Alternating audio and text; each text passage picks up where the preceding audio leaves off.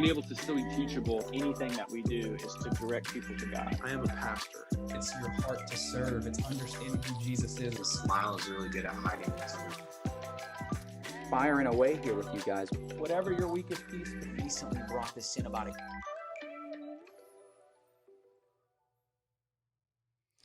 What is going on, everybody out there in the podcast realm? I'm excited to be joining you with you guys here today. My name is Pastor Johnny Sierra. I'm a creative arts pastor here at Genesis Church and host of Thursday Talk. Really appreciate you guys tuning in today with us. We got some unexpected surprises today, which I'm really excited about. But before we do talk about those things, I just want to let you guys know that you can find us on all social media platforms. We're on Thursday Talk Podcast on Instagram. You can find us on all audio platforms, YouTube, it's not YouTube, but Spotify, iTunes, Google Play. And then if you want to join us live and see how we look and, put a face to everything, we are live on YouTube and Facebook at the Genesis Church Orlando pages, so you can check us out there. And always, guys, you can leave a comment, question, prayer request below. We got some loyal followers that continue to join us week in and week out, so really thankful for their involvement and participation with us. But we would love to just hear from you guys. It keeps everything going even throughout the week too, so any questions there, join us on that. But I am here with a few people. Obviously, our co-host Alexis. How are you, Alexis? I'm doing good. How are you? Good. Doing well. How's your week been? It's been good. Yeah. Busy finals. We have a wedding coming up on tomorrow. Oh, yeah, same here. So we'll talk some wedding stuff here in a little bit. But we also got to her left, my right, Mr. Richard Albury. What's up, man? Doing great, man. Yeah. Glad to be here. All the way from watched this from the Bahamas a few times, and so now I'm live. So good, man. I love that. Yeah, he's commented a few times here and has joined us through the podcast. So he was like asking questions like, is this how little this room is? Or it's not as big as people think, but we try to make it work. And so it's a good space. We're really thankful for it and what God's been doing for us. But I was talking to Richard this morning, actually. He's been here all week with Papa Gordon passing. He's the father of one of our executive pastors. We had a lot of people come up from Virginia and in different parts of the country. The Alburys are great friends of the Harpers and Chad, our executive pastor. So he came down to be a part of that, but he's just spending the week with us. When are you heading out? We head out probably Monday. Go back to Virginia for Christmas. Nice, man. That's cool. So you're gonna get the cold weather that you've been wanting. Yes. We were talking a few days ago, and he was like, "Man, this is very similar to Bahamas, right?" Yeah, I just need the cold. I need the cold. Very similar to Bahamas. There's no difference in temperature, so I can understand that, man. As long as you don't got to shovel the snow, right? Like you're good to go. I don't shovel. Yeah. I like to look at it. That's it. I lived for 15 years in Wisconsin, Milwaukee, and yeah, it was a lot of. My mom had me out there, she packing it, pulling away. I have shoveled before the snow. So. Yeah, that's cool, man. You're from Virginia, right? No, I'm from the Bahamas, but I went to right, school in Virginia for a number of years, so yeah, familiar with the snow. Man, that's awesome. So I want to get right to some things with you, Richard. We brought you in to just talk about a little bit of just kind of what's happening in your world. Richard, again, is the founder of Camp Bahamas. And so, Richard, what does, for someone that just doesn't know what Camp Bahamas is, like, just give us a brief overview of what that is. Sure. The reason Camp Bahamas was created and started was because God put a burden in my heart for the Bahamian youth many years ago, back in 1993. And so seeing the disconnect between the youth culture of the Bahamas and their perception of who God was burdened me. And so because their perception of God was not correct, it was not God, it was religion that they were rejecting. So the desire to reconnect the youth culture back to the correct perspective of who Jesus is and who God is as our Father was why the ministry was created, to disciple Bahamian youth into that knowledge of who God is and who Jesus is. And so we started in 1999 after I went to seminary and got trained and was a youth pastor for a few years. Then we went down and started from scratch with nothing. And we built it up to what it is today. That's crazy. And our burden is to disciple the Bahamian youth. And their motto of the ministry, or I guess the mission statement, is where the youth of today find hope, based out of 1 Peter 1:3 for tomorrow. Because if they don't have Jesus, they really don't have a hope. Yeah. And so that's the focal ministry. So you were born in the Bahamas. Yes. So obviously you got roots, you're connected, then I'm you deep. leave. I'm deep. Yeah, you leave, you go to Virginia. Yeah. Was there a moment there that just said this, the moment that just like started it for you with Camp Bahamas? Was there like... Yeah, I mean, I was in the secular world working, and I knew what God was trying to do because I was familiar. I mean, I was raised in a Christian family, went to Christian school, college, and know the lingo and the feel, so I knew God was starting to pull me in that direction. I didn't want nothing to do with it because I was a business guy and I was focused on my goals, my vision, my whatever. And so I had to come to a place after struggling with God for a year and wrestling with him and not want to go down that road, surrendering everything to him and say, whatever you want, I will do. Wow. And so that was in 1993 when that happened. And then everything fell into place with going back to seminary and getting trained and becoming a youth pastor. And then God just providing everything as we move forward. Wow. Our crew was out there Yes. a few months ago. Yes. They had a blast. But you were coming off, was that one of the first off of COVID since you having people over?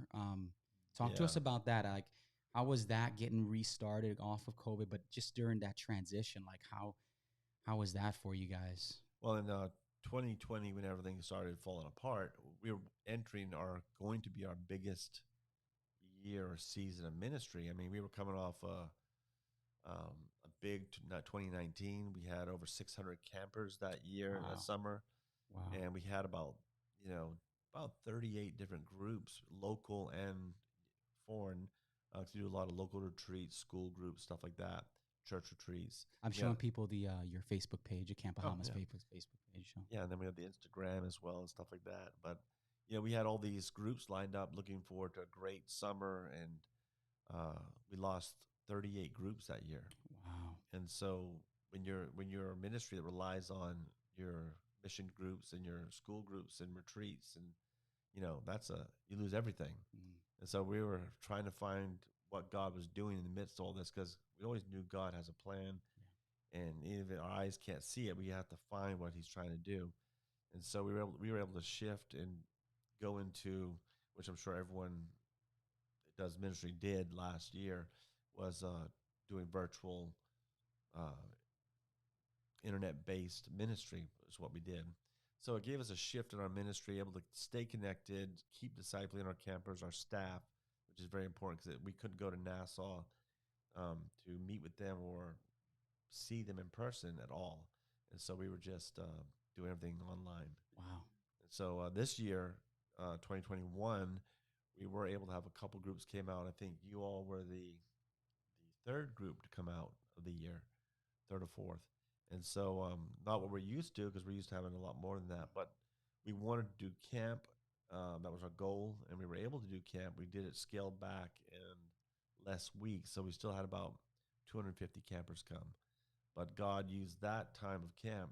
It was probably, in my opinion, one of the most fruitful times of ministry we've had. We were able to baptize over 45 teenagers. That's amazing. Which was incredible. And we kept our numbers low, and our staff wasn't as big as it usually was. So everything was intentional and more purposeful, and allowed us to have more hands-on discipling. Yeah, that's amazing, man. That's amazing. Yeah, really, it's been a blessing, man, to see what God has been doing through you guys. Pastor Chad constantly talks to us about you guys and just the efforts that you guys are making over there, and it's amazing. I have yet to be out there, and so I really want to make it an emphasis. I want to take my kids too. I really do. I want them to experience just that that flow, that feel of what it is to be in ministry. We were there last night in Straight Street, Mhm. just enjoying some time together out there, and doing just community work for our people out there in our city. Mm. For me, it's like, man, if you can't do the work here in your own city, like, I mean, that's where it begins, Yeah, right? yeah.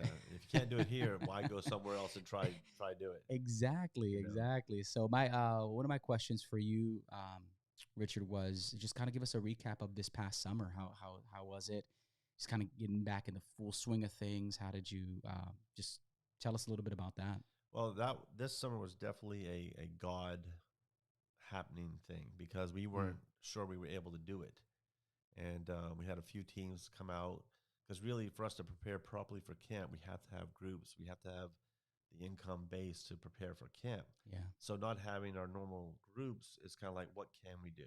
Mm. And so we looked at the budget, looked at what we could pull off and realistically make happen. And so the problem in the Bahamas was for a teenager to come to camp, they have to pay for a PCR test, which was $125 just for the test. Then if they come to camp, the camp fee, including the transportation, is about $389. So they're already into it, almost $500. And then they had to pay a health visa as well for the government. So it's kind of like, how do we get through this? So Wow. I didn't think we'd be able to pull it off because I can't ask a teenager to pay that kind of money down there to go to camp. That's true. So God opened a door with one of the local hospitals down there where I reached out to them. They're familiar with what we did and our reputation and ministry, and they agreed or volunteered to pay for all of the COVID testing That's for amazing. our campers and staff. That's awesome. So you do the math. It was like a very generous Wow. offering by that hospital. They didn't have to. They chose to. Yeah. And the government of the Bahamas, the Ministry of Tourism at the time, the minister, he agreed to cover all the cost of the health visas for the Bahamian youth, which was about $25-$30 at that time. And so, God just wiped away those obstacles. And then we just had to deal with taking our numbers, scale back a little bit, making it more safer for everybody and parents and the concerns there. That's amazing. And it was just a great, great thing. Yeah. And what are you currently working on now in this season? What's kind of been a goal for you to finalize 2021 or even just 2022? Like, what's your vision for that? Well, we usually have a New Year's camp. We weren't able to do it last summer. Okay. And this year we were hoping to be able to do it, but the testing requirements are still in place, going and coming now. So we're not able to pull it off, which is disappointing to us because we want to see our campers, our staff, and we want to get them back involved, but we can't do it. So we do have a lot of groups coming out in 2022, which we're looking forward to getting facility up to par again, additions we want to do, and just getting involved in communities again. So we're looking forward to a great summer 2022. Yeah. And doing it good. What's been the biggest thing as of today that you really like that big faith thing that you've been praying for? Is there something that you are really hoping for in the next year, 2, 3? Like, is there this big faith thing that you're waiting on from God? Yeah. Well, I mean, just go back to 2020 when everything looked like it was done. Yeah. And you're looking at God because we're human. We're like, what are you doing? Where I have that little tendency to want to go at God and say, well, what are you doing here? I don't understand. And then God shows up, then you feel like an idiot, but when everything looked like it was going to just be done, God shows up, and we have people that stepped up financially and enable us to keep our bills current and get through 2020 and 2021 without having the stress of how do we pay electrical bill? How do we maintain the products? It's 23 acres. So maintaining that takes a lot of money as well. So just seeing God do that, it encouraged us and also enabled us to encourage our staff and campers that God is in control. The best is yet to come. Blue skies are ahead. So looking ahead to the big faith thing I'm wanting God to do.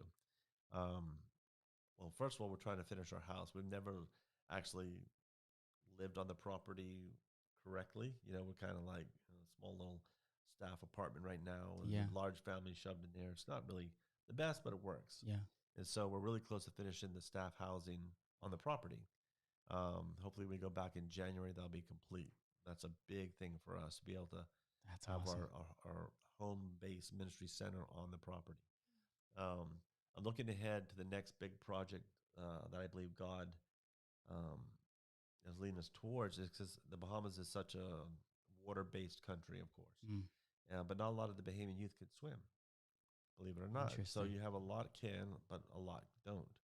And so a burden for me has always been to have like a swimming pool, a 25-meter swimming pool, Olympic size, on the property to do school-based training. We bring the primary school kids in as a gospel outreach. Mission teams come down. They'll be part of that, riding the buses with the kids, doing swimming lessons, taking them back to school. But it also allows us to be able to have an outreach on the island for swim training, because you never know if a kid comes really good at swimming to get scholarships to school. We could host a swim meet for the country on our property, which is a great gospel outreach, because none of the swim teams are gospel oriented. Wow. Maybe one or two, but not many. And then also to maybe host it for college training for teams to come down and use our facility to train their teams at. That's awesome. But then also just the camp activities go through the roof. Yeah. You know, having that kind of. That's great, man. Wow. I just don't want to do any pool. I want to do an indoor pool. Exactly. Yeah. And so Go I don't need the weather stopping us when we're trying to do something. That is true. That is true. So I'm asking God for big things. It's a big project, but when we started this, we had nothing. You know, and God's done everything. You've seen what He can do. Oh yeah. Oh yeah, man. It's nothing. It's the no big deal. That's amazing. Just gotta find the right cool people. Like, let me help you do that. You know? Exactly. Wow, that's powerful, man. Well, we're gonna have Richard here throughout our segment, but if you guys have any comments or questions, anything that you guys want to just shoot his way, please do. We want to continue the conversation with him, but yeah, I'm excited. We, I really wanted to spend some time with you and just kind of, now that you're here, right? Like, let's just do it. It's been great to do that. We're excited. You know, we have a lot going on. Obviously, we've been in Rhythms of Life series here at Genesis Church Orlando, and you can find all of that at our website, genesischurchorlando.com/media. Tons of content, tons of things in there. But now we're in 'tis the season, and it's been awesome. Pastor Tim talked about the rhythm of giving, but it was a very unique style of giving. It wasn't, open your wallets and let's give. It really was talking about your heartbeat behind that. How does that look internally for you? How do you operate in the rhythm of giving, not only with monetary items or whatever, but with time? Like, that's the biggest thing that someone can give is their time. Yeah. And that's what we look for here at Genesis. We're not about, a couple people just tossing their wallets at us. We're like, hey, how invested are you? That's the easy part. Anybody could write a check and do whatever, say, well, I gave. It's true. But when you really are involved and invested in what a church is doing, you don't walk away from what you invest in. It's true. You invest in the kingdom of God. You just don't walk away from it. You're in it. Yeah. So. Yeah, ain't nothing like sweat equity, man. When you're putting in time, there is something that just keeps you locked into that space. And so I'm excited to, continue on with that. But couple things. I want to get into some highlight talks. We have our segment, Richard, called Highlight Talks, and we just kind of talk about a couple little different random things in just here in this sphere and kind of what's happening globally too. But if you guys didn't know, we're having 3 Christmas services at our Genesis Church.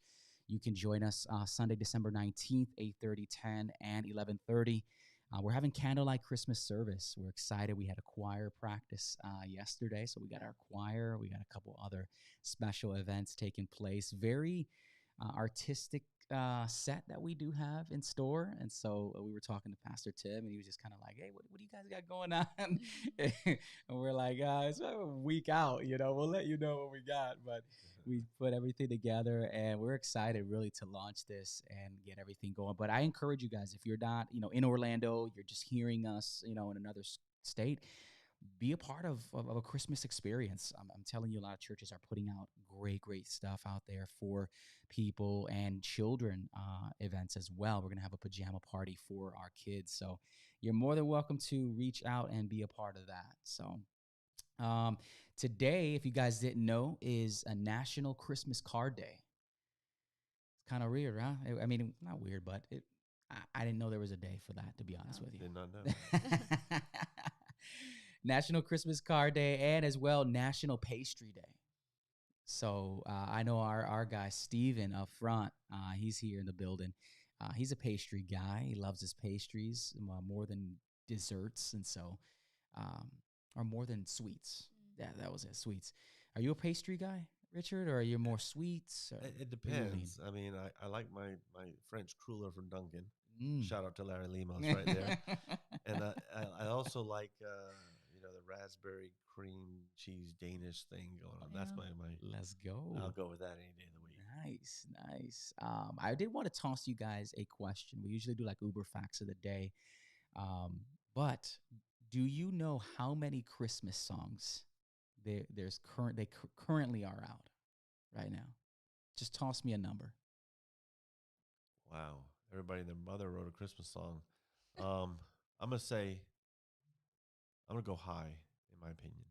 480. 480. Okay.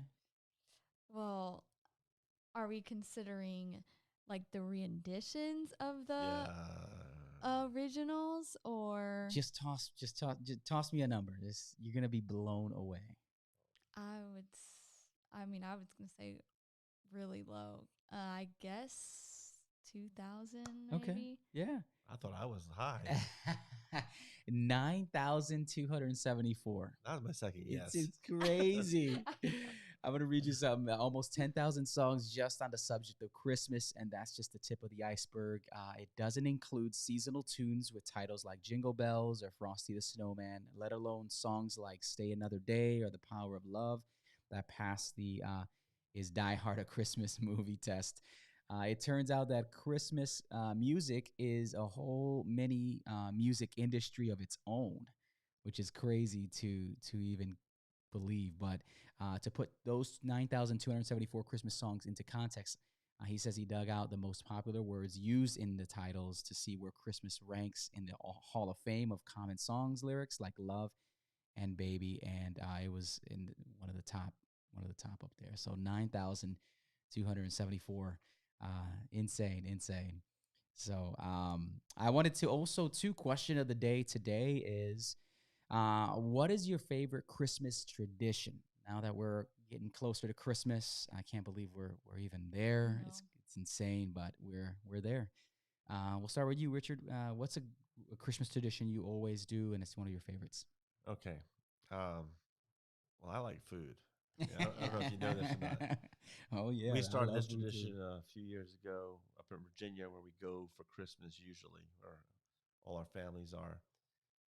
We'll go to a Christmas Eve service at the church up there, and then we'll go to hibachi buffet. Nice. And that's awesome. Ask God to forgive our gluttony afterwards. But, just go all in and get ready for Christmas. So, so good. That's fun to do. But then there's a quirky one. I shouldn't say quirky. Is my wife's family's tradition, and we kind of just adopted it, where they will not sing the song. I forgot the name of the song. A Holy Night. No. I'll think of it in a minute. Okay. There's a song they won't sing until it's beginning to look a lot like Christmas. Until Christmas Eve.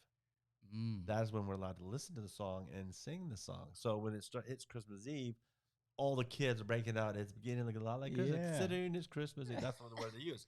And so, sorry, Andrew. But that's our tradition. It's awesome. And so we don't do that until Christmas Eve. Then it's all go for 24 hours until midnight the next night, and it stops. That's crazy. Really? That's cool, man. I like that. Yeah, I've never heard that. It's I guess they made it up, but we adopted it, and the kids love it. So that's so awesome. Good. That's so good. What about you, Alexis? Yeah.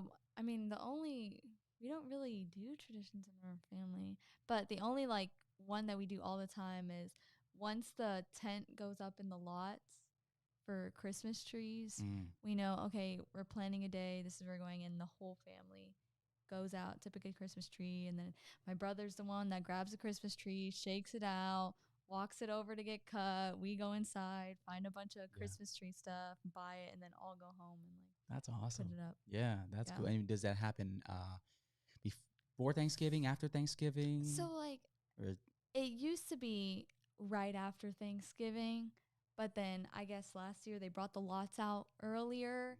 And so my mom just decided, why not? And they keep bringing it out early. So it's almost like after Halloween. It's yeah.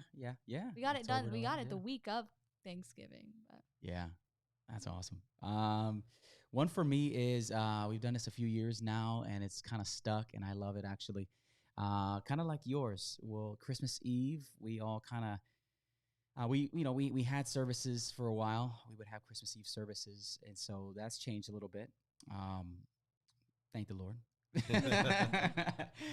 We don't have 17 services on a Christmas Eve, but we're thankful. But we did. We would all get together, our family, and we would make homemade pizzas. We make homemade pizzas. We do calzones. We all get to the kitchen and we do our own. We buy the flour. We buy the dough, we buy the dough and the flour, and then we just pepperoni. We all kind of do our, renditions of whatever we want. Supremes and pepperoni, cheese, all that stuff. And then we just have it Christmas Eve. And then I've been the last few years just reading the story of Jesus to my children the night before, and putting the Christmas cookies up, so it's fun. It's really fun to do those things. The morning of is always great. They're like eager. They're like, they wake up and they're running to the tree and Tired from wrapping presents all night. Exactly. And so it can get, there's no sleep for sure. But that's a fun one. That's a fun one for us. I was, as we were preparing for today's podcast, one of the things that came, we've been in Advent now, and we're on, I believe, day 12. And so there was a great devotional by Loui Giglio that I was hearing over the radio station a couple days ago. And I just said, man, I really want to lock in onto that, because he touched on waiting here for you as the topic of that conversation. And I want to launch a video for everyone, and then we'll just kind of just talk a little bit about that and a little bit about what Advent and this season just means to you. But waiting here for you is something that I definitely, I encourage you guys, if you do go to uversion.com, you can find the app actually, and it's Waiting Here for You, an Advent Journey of Hope by Loui Giglio. It's a great devotional. And so I'm going to launch it here, and we'll just we'll listen in on what he has to say.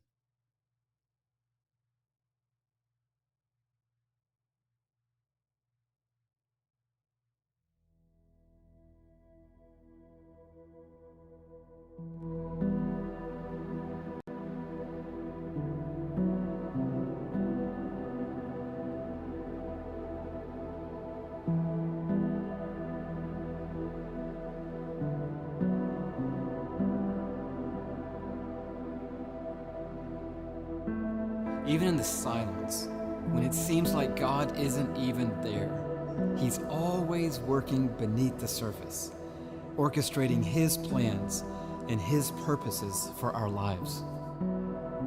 From our viewpoint, it may look like nothing is happening at all, or worse, it may look like God has abandoned you completely. I remember being in the hospital one Christmas. My dad was suffering from a brain virus and complications that resulted in a serious disability. And so we loaded up all the wrapped packages, and we celebrated Christmas in the last place you want to be on that day. And I'll never forget walking down the hall to my dad's room and seeing all the other families there. People waiting on a diagnosis, waiting on a doctor, waiting on a report, waiting on a breakthrough, waiting on a cure. Just like you and me in this moment right now. People waiting on a restoration, waiting for a relationship to mend, waiting on somebody, waiting on a financial breakthrough or a job. Somebody may be waiting on a baby. And that's what Advent is all about. The word Advent means expectation. And so this season leading up to Christmas, it builds in us that hope that God is going to come through. Because Christmas isn't about the rush and the crush. Christmas is about a promise fulfilled. I believe waiting here for you can not only help you recover the joy and the hope of Christmas. I believe that these daily readings and scriptures and hymns and prayers can help you find encouragement in whatever it is that you're waiting for right now. And that's the hope of Christmas. Because at Christmas we see that God is faithful and that He cares about us. And Christmas tells us that God's purposes and plans for our lives will prevail.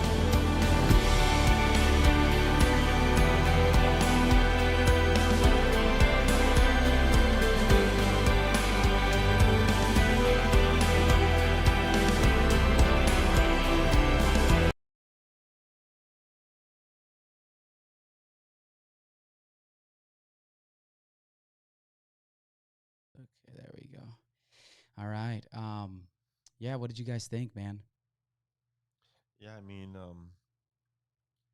the whole thing with, what Advent, the definition of what it means, it's like when we stop having expectations of God and what He's going to do, it's like we become numb, we're cold. It's like, it reminds me when Jesus told the disciples, let the children come to me, unless you're like them, you can't enter the kingdom of God. What's the difference between a child? A child expects great things all the time. They always have an attitude of expectancy. You can tell them anything like, all right, awesome. And so having that attitude of just expecting, what God's going to do, I think gives us, renewed joy and hope every day. Yeah. But if we lose that, man, we get down quick. So the question that came to my mind in hearing this, and just our theme for today, was waiting here for you. Obviously, Richard, you've been in seasons of waiting in God with Camp Bahamas, family. How do you keep yourself grounded in those seasons of waiting when you just don't even know if? Man, if you want the religious answer, say I'm great. I didn't have no doubt. That's not. I'm human, and so I had many crossroads in my journey with camp and with God, and like getting to a place where like I said earlier, it's like, God, what are you doing? This is not what I thought this would be, and walking through those times of having doubts, because we are human, and then when God flips it and shows us who He really is, and like, why did we doubt Him in the first place? That's when you really feel like, wow, I have so far to go in my faith still, and the enemy just could get us discouraged so quickly, because he'll give us the lie of, what God isn't doing. Yeah. And God says, telling you to just wait and watch. And then when we do see what He does, we're like, oh, now I get it. Yeah. Yeah. And I've always told people that if God would have showed me from the very beginning what I had to walk through to get to where we are now, I would never have taken that first step. There's no way I would have done that. I was like, I'm not doing that. But He only showed me what I can do, what He knew I could do, and I'd take that step. And then that step led to the next step and next step and next step. Yeah. And so, those times where you feel lonely and you feel down and you feel like, where's God? Those are the times that you have to press and you have to find. That's so good, man. I love that you mentioned that, the expectant heart. I think about my kids now, the anticipation of Christmas. Yeah, they're all in. It is insane. But that anticipation, it sparks something in me. Like it's radiant. It's tangible. Like I'm they're capturing me within that. Like, now I'm expectant. This is going to be fun. This is exciting. The way a child is, that childlike faith, that childlike expectation. It's like God never wants us to lose that. And life tries to take that away from you, tries to numb it, and tries to get you into a place of just not anticipating anymore, not hoping anymore, not having faith and applying those core principles and foundations in your life that keep you waiting and keep you hoping that God is going to respond when you don't think it's going to happen. And I, right away I thought about, he mentioned being at the hospital with his father during the Christmas season. It wasn't during the Christmas season. It was close to it, but we were at the hospital with my twins when they were born. My wife almost passed away from a rare disease called acute fatty liver syndrome, and I didn't know how to handle that. Like, I was waiting, and one side of the hospital, the greatest blessing of my life. The other side of the hospital is a nightmare. And you're in the middle of it just waiting. Like, you don't know. All the doctors are telling you, like, you're getting every doctor that's in that building coming in because this is so rare.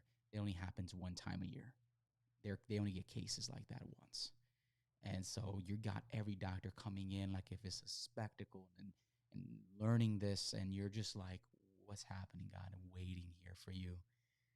And God obviously showed his faithfulness, but it's that season now of Advent and waiting on God and that anticipation that Jesus is coming.